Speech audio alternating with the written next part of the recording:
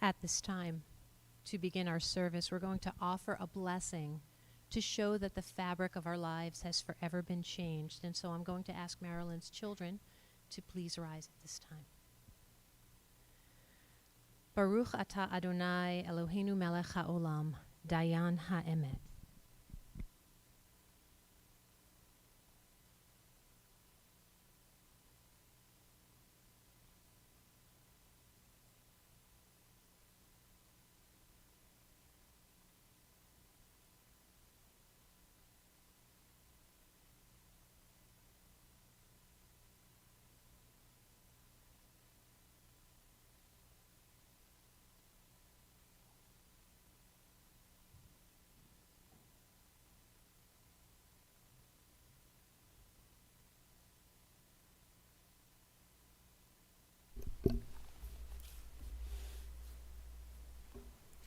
The music of this life has ended, and the final chord has been played. Yet her symphony continues even after death, its melodies filling our memories. Beauty in life, harmony of love and friendship remain ours to savor. Energetic tempos of youth blend into stately rhythms of age, leaving their mark on the passage of time. Recalling moments of haunting beauty as well as measures of discord and pain, we pause quietly, remembering. For one, a final note has sounded, yet we hear her melody, lilting, lingering. The music flows, guiding us to create our own symphony. Today we stand together at one of life's most natural and unnatural moments. Today we mourn one whom death has taken from us. This we know is the way of nature, that all people born will eventually die, that all living beings succumb to death. But knowing that death is a natural part of life brings us little comfort.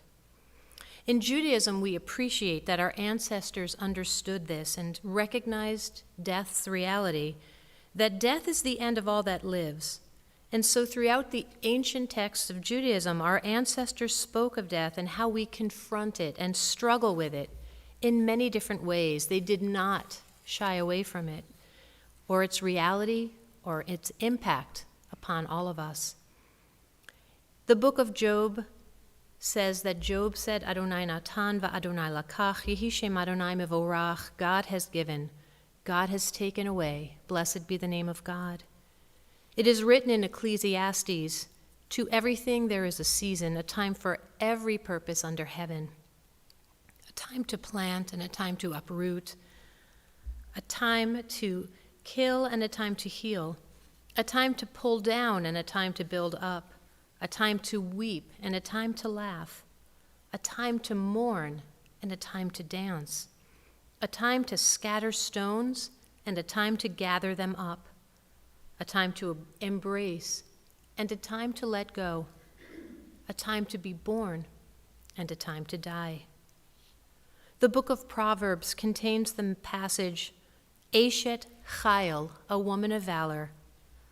A woman of valor who can find she is more precious than corals and rubies. Her husband places his trust in her and profits only thereby. She brings him good, not harm, all the days of her life. She seeks out wool and flax and cheerfully does the work of her hands. She opens her hands to the poor and reaches out her hands to the needy. She has no fear of the snow, for her household, for all of her household, is dressed in fine clothing. She is robed in strength and dignity, and she smiles at the future. Many women have excelled, but you, Marilyn, excel them all. Grace is elusive and beauty is vain, but a woman who fears God, she shall be praised. We take a moment to speak to Alan and Rob and Nikki, and of course to Sarah, Allison, and Glenn. There's no way to be fully prepared for a death of a mother and mother-in-law, and your loss today is so huge, there are no words that can bring comfort. She was the one who carried you as babies. She took care of you for your childhood. She saw you become full adults. You were the fulfillment of a dream of being a mother for her, and you were truly amazing children to her. And she was a great mother. When you were younger, while you were growing up, and then as you became adults, she had her own unique relationship with each of you. And I hope that you will take comfort in knowing that your love and personal attention to her in her final years, especially after George passed away, your love and your care in taking care of her added years to her life, as well as life within those years. And to her grandchildren, Edward, Katie, George, Evelyn, Alex, Josh, Olivia, and Noah, Hannah, and Graham. If your parents were the sun and moon to your grandmother, you guys were absolutely the stars. You were the reason that she shept naches, she kveld, she had such joy from having you as her grandchildren. Besides being the accomplished and amazing people that you've become in your own right, you gave her opportunities to enjoy the adults that you became. She loved and adored each of you so very much, and I will never forget her sitting in the congregation during your B'nai Mitzvah, beaming with pride and joy at your great accomplishments. You gave her reasons to be proud, and your loss today is so huge. Your pain and sorrow are profound, and we're going to try to facilitate some of this grief, knowing that our words convey our sorrow, but they don't comfort us really. But since words are all we have, we're going to offer them together to remember this amazing, graceful, loving, elegant, classy, and beautiful woman. And so to offer words about Marilyn's life, I'm going to invite forward at this time her daughter, Nikki.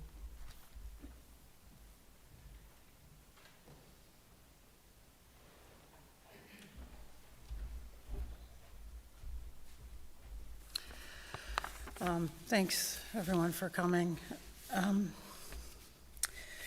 How do you eulogize someone who's still supposed to be here?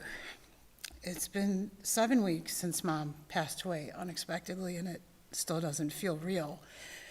None of us thought this was going to happen. We were expecting Mom to be here another 10 or at least 5 years because she was supposed to be like Grandma E, strong and stubborn, beautiful and loving.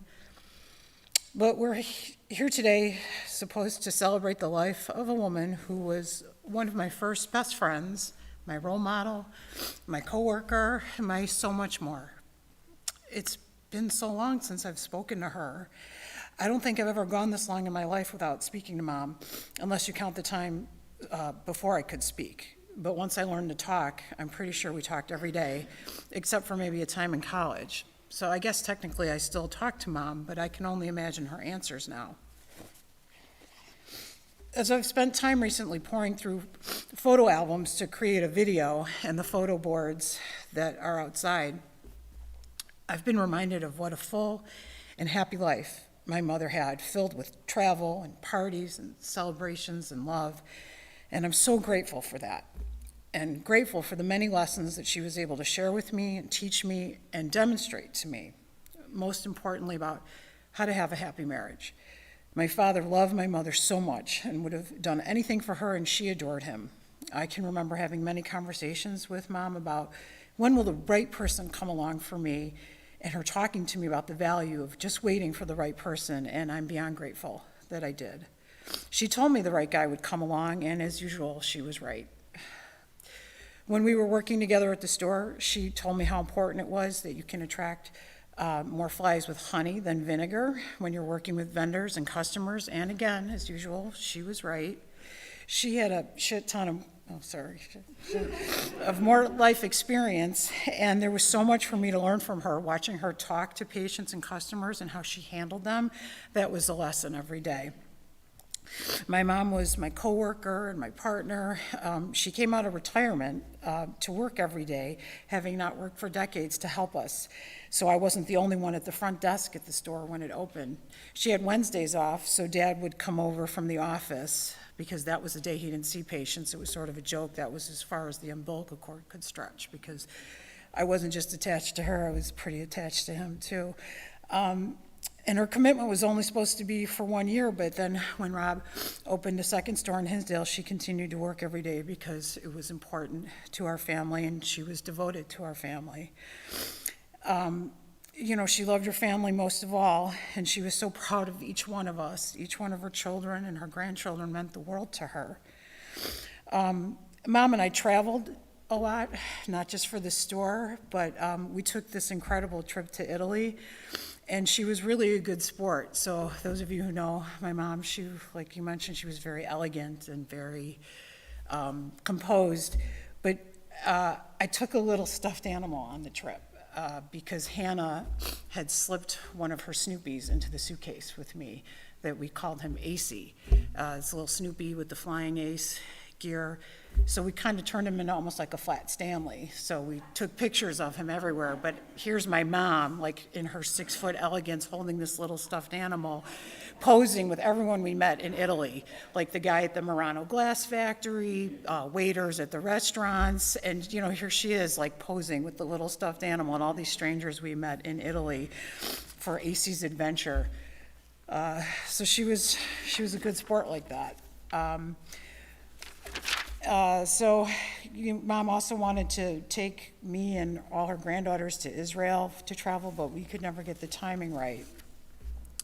When Mom and Dad moved to Florida, I was happy for them that they were finally moving to their dream home, but I was sad that they were moving far away. But fortunately, technology had advanced that we could see each other with FaceTime, so it wasn't so bad, and of course, it was always a warm place to travel to, and given that we were always going to Florida, because we had a place there in the winter, it did seem like an inevitability that they would end up there.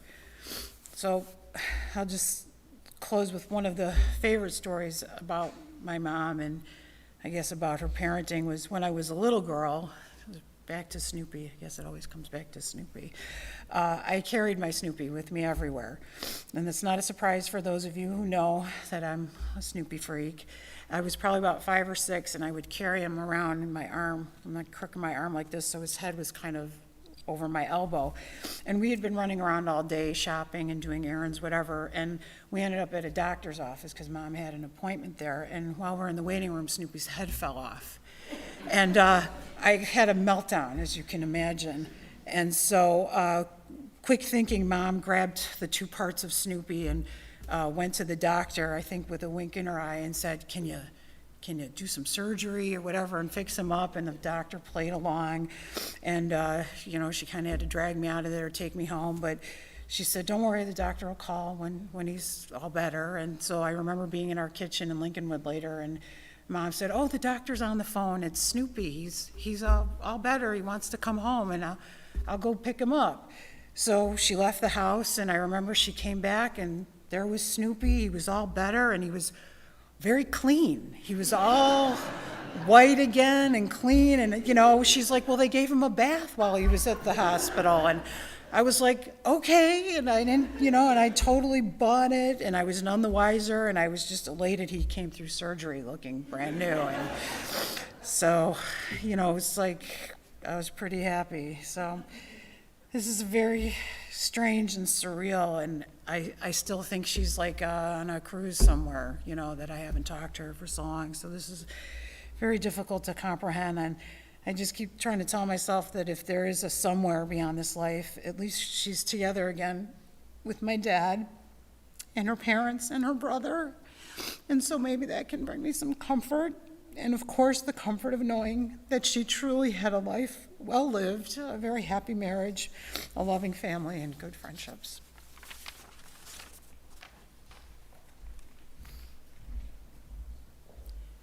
At this time, I invite forward her son, Rob.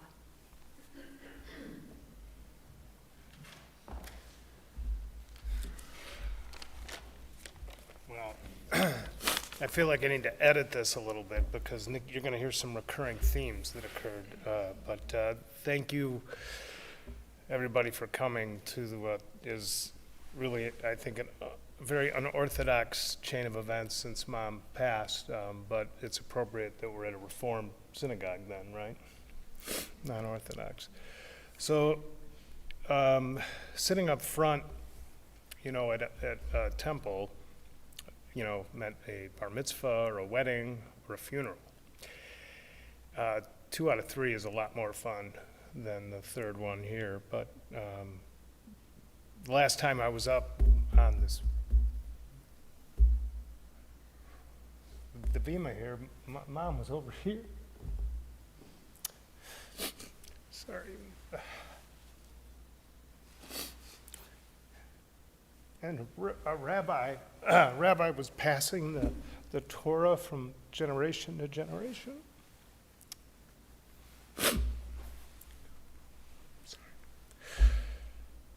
It was just very touching, and to remember that is great.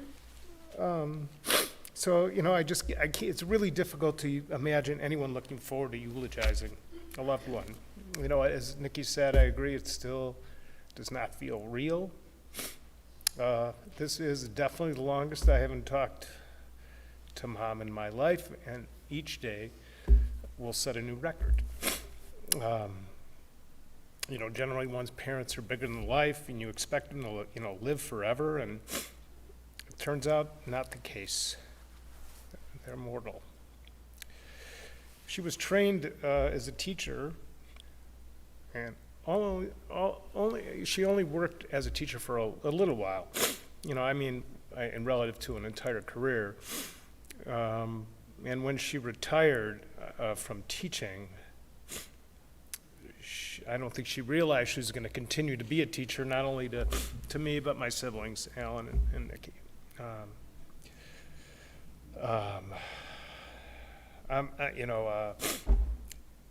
I'm sort of an observational learner a lot of the time, and so when Mom, Dad, and Grandma E, they were the tripod of our parental unit in our house in Lincolnwood, they all gave us a lifelong education. We grew up in a warm, loving home. Mom had dinner on the table nearly every night, and that's a lesson that I took with me and carried forward. And we have, my kids were growing up, Alex, Livy, Josh, and Noah. We had dinner, pretty much every night together. So there were many things that, excuse me, there were many things that I observed my mother do that I've put into use, and I'm just sharing a few of those. There were valuable, some of the things she did that I use, and some of the things that she did that I won't use or don't use, so it was good.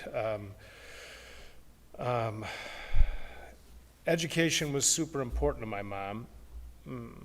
I felt I could have gotten a college, whatever my degree was, it was going to be in whatever I wanted it to be. And I could have gone wherever I wanted, although there weren't many schools that would have had me. What we did, or what I did with that degree was up to me. There was never really any pushing of any kind. We were left to decide what we wanted to do and who we wanted to be. Taking ownership of decisions was another lesson that I learned early on from my mom. I was probably about 10 years old, and I no longer wanted to take piano lessons. So Mom made me call Mrs. Carroll and fire her. I'm guessing I was the youngest kid ever to fire Mrs. Carroll, but I learned a very important lesson that my wife appreciates. I learned how to clean the house up for the cleaning lady before she came. Very important. Voicing your opinion, something I learned also from my mom. The timing, on the other hand, I specifically didn't learn from her. She said what she wanted when she wanted, and although her timing did get better as she aged, she probably learned from Grandma Edith as she got older. And as entitled as my mom made me feel about getting an education, having a great wife, and having amazing children, being successful in work, there was a side of her that sometimes knew that life isn't fair.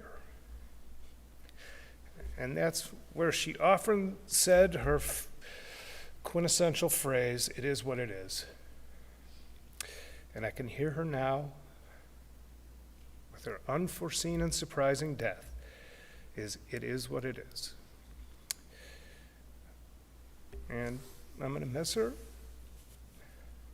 but you live on through me and Alan, Nikki, and all of your descendants. So I think she did a great job. Thanks.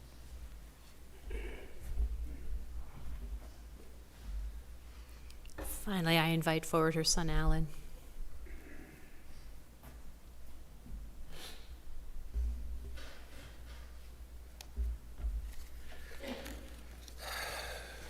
Well, like Rob began, it's going to be a lot of repetition, I'm afraid, and the lawyer in me wants to just say what they said and sit down. But I won't. You know, there's just never enough time. You know, whether someone goes when they're 75 or 85 or 95 or 105, it just doesn't matter because it's just never enough. So all we can do really is appreciate the time we had and try as best we can to celebrate and be joyful of the memories and, more importantly, the legacy of my mother. Marilyn Rodkin Rich was an amazing and physically imposing person. I can only imagine back in the early 1960s when she taught kindergarten that this massive 6-foot woman staring down at these 2.5-foot tall children, they must have been absolutely flabbergasted. But legacy is what's important. And we learn by observing, and we learn by appreciating. And she was a wonderful wife to my father. And she was a wonderful mother to all of us. And she was an amazing daughter to her mother. And she was a great sister to her brother Jack. And she was a wonderful aunt to all our many cousins. And they all have their own memories and stories about her. And she was an amazing friend to people. It was one of the things about her that I most admired and was, I won't say jealous, but I mean, I just wish I could have been the way she was with people. She had the ability to sit down at a table full of strangers, and in just a few minutes, they would literally be a table full of friends. It was a rare quality. Not a lot of people have it. She had it. I wish I did. I really don't. As a mother, she was very protective of her children, and she, more importantly, was very supportive of her children. She never judged, at least to us, or out loud, or directly. I don't know what went on behind closed doors with Dad, but you know, whatever it was we decided we wanted to do, that was just great, and she was 100% behind it, even if it was foolish on occasion, and it certainly was on occasions. And you know, once she got on board, she did whatever she could to make it happen. Again, learning by example and creating a legacy. My mother and father had a wonderful marriage and set great examples for all of her children.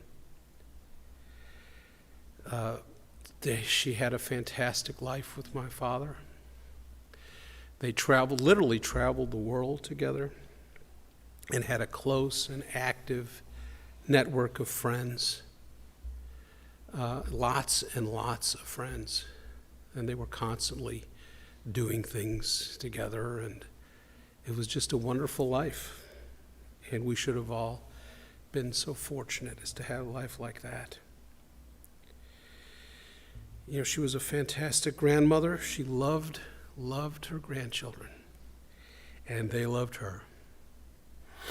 And I can tell you in the last 6 or 7 years when she was living with us, that my little ones, George and Evelyn, were just smitten. And they would, come see her and be with her all the time. And they miss her very much.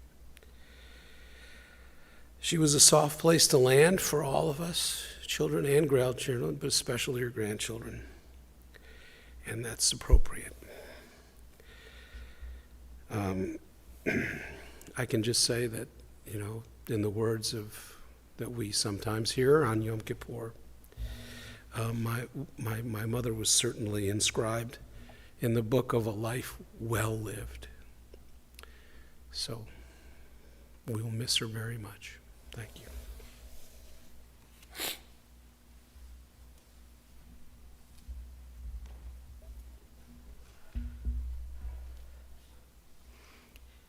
Marilyn Rich grew up on the north side of Chicago, and she went to Von Steuben High School, and there she met her future husband George at U of I, and later transferred to Northwestern. Like Rob said, she became a teacher at Glade School, but quickly started having children, Alan, then Rob, and then Nikki. And she taught school until Rob was 5 years old, and then she became a stay-at-home mom and later worked in her husband George's optometry office. Rob recalls having a great childhood, and as was mentioned prior, their parents were both excellent parents, allowing their kids to pursue their own passion and do what they enjoyed doing. George and Marilyn had the opportunity, like Alan said, to travel a great deal, enjoying good health and an amazing life together. They lived both here in Chicago, and like Nikki said, later moved to Boca, and she and George enjoyed a wonderful, loving marriage until he passed away. On a side note, Marilyn was very passionate about her love of Judaism. It was part of her identity and practice, especially when her children were younger. And even though her ritual practice waned, she still knew who she was and what she was, and she was grateful that this tradition was passed on to her grandchildren. As I said, Marilyn was like a beaming beacon of light, of pride and joy at the B'nai Mitzvah that happened in the sanctuary. And I'll never forget that she needle-pointed your tallis bags so that she could be an active part of your ceremonies, which we had, of course, here in the sanctuary. And so it's fitting that we honor her memory and celebrate her life together in this room. As Nikki mentioned earlier, Marilyn and Nikki got to open up a family business with Rob, an offshoot of George's business, the Isle St. John's Eyewear. And this family business gave them an opportunity to raise their kids and enjoy life working alongside one another. Marilyn was a wonderful partner to George, a great mother who gave her kids the free rein in an appropriate way. All right, maybe not always so appropriate. Like that time when she allowed Rob to forge his birth certificate so that he could get a job at Burger King, which, by the way, he got that job. Marilyn was a lifelong learner. She was an avid reader. She enjoyed the New York Times and every bestseller that she could get her hands on, and of course her hobby, politics, watching MSNBC in the background of her life as she pursued her interests. Rob said that he thought she did a great job, and I have to say, looking at her children and the grandchildren, how beautiful you are. And I'm not just talking aesthetically, I'm talking about your neshama, your souls, and that you're here together to honor her. Your parents did a great job. And you guys, as parents, did a great job. And that is the highest honor and legacy that can be left, is that kavod, that honor that is passed on. The legacy that Marilyn leaves to all of us today is her absolute love of her children and grandchildren, her elegance and generosity, and her devotion to her entire family and all of her friends. When we recall Marilyn, we will remember her love of family, that you can be a full human being with frailties and humanity, and still leave a legacy of beauty, love, and grace. We will all miss her. She truly graced our world, improved it, enriched it, and left us the legacy of hope, joy, and of love. And in this way, death cannot separate her from us, for when we remember Marilyn's love, she continues to live on even in death. The Lord is my shepherd, I shall not want. He maketh me to lie down in green pastures. He leadeth me beside the still waters. He restoreth my soul.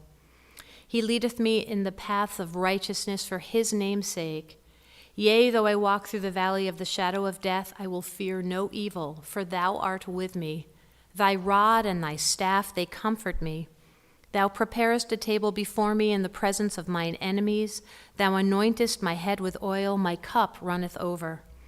Surely goodness and mercy shall follow me all the days of my life, and I will dwell in the house of the Lord forever.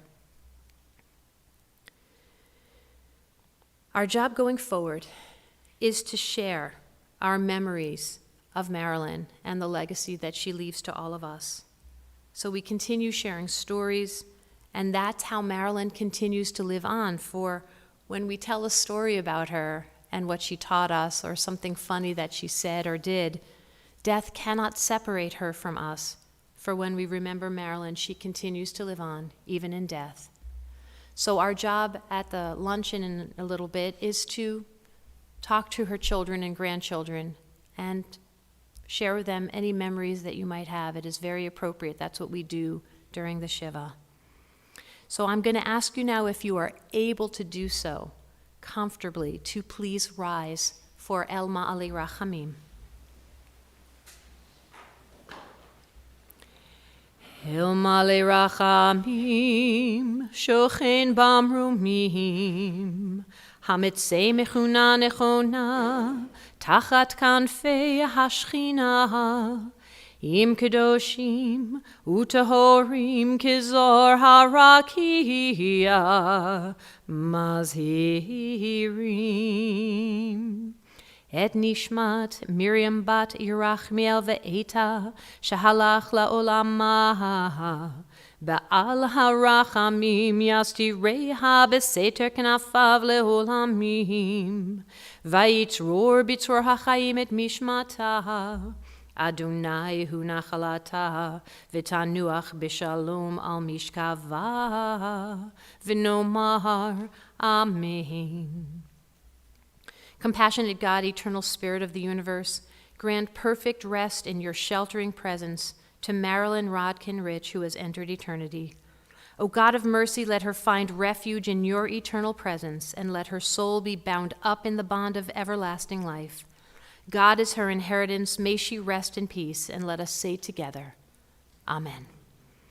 Yitkadal v'yitkadash shemei Rabbah, b'yalma divrach hiruteh v'yamlich malchuteh, v'chayechon uv'yomechon uv'chayeh dechol beit Yisrael, ba'agalalu v'zman kari v'imru, Amen.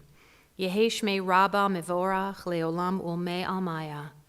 Yitbarach v'yishtabach v'yitpa'ar v'yitromam v'yitnaseh, v'yithadar v'yitalev v'yitalal shemei dekudesha barichu, le'ela min kol birchata v'shirata, tush bechata v'nechemata, da'amiran bi'alma v'imru, Amen. Yehi shlama Rabbah min shemaya, v'chayim aleinu v'al kol Yisrael v'imru, Amen. Osei shalom bimromav, hu ya'aseh shalom, aleinu v'al kol Yisrael v'imru, Amen. Please be seated. Osei shalom bimromav, hu ya'aseh shalom aleinu, ve'ala kol Yisrael, ve'imru, ve'imru, Amen. Ya'aseh shalom, Ya'aseh shalom, shalom aleinu v'al kol Yisrael, Yaseh Shalom, Yaseh Shalom, Shalom Aleinu v'al kol Yisrael. May all who mourn and all who know sorrow and pain soon know comfort and peace. Go now in peace to life, as we say together, Amen. At this time, I'm going to ask all of Marilyn's family, her children and grandchildren, to please rise. I'm going to have you go out of the sanctuary first, and then I'm going to ask everyone else to please follow along.